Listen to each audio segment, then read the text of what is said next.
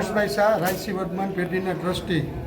આજે જૈન શાસનના જીવદયા પ્રતિપાલક 22મા તીર્થંકર શ્રી નેમનાથ ભગવાનનું આજે જન્મ કલ્યાણક છે.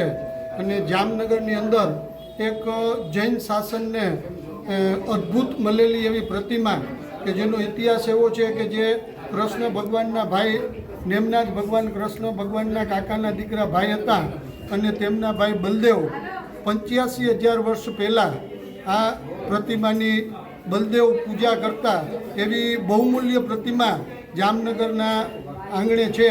અને એના આજે જન્મ કલ્યાણકના દિવસે જબરજસ્ત માહોલ હોય છે. અને અહીંયા એમને જે કિંમતમાં આંકી ન શકાય એવા દર દાગીનાથી સુશોભિત કરવામાં આવે છે. આજે જૈન શાસનના લગભગ જૈન સિવાય અજૈનો પણ ઓછામાં ઓછા 25,000 થી 30,000 માણસ દર્શન માટે આવે છે અને ભવ્યાથી ભવ્ય આંગી રચવામાં આવે છે.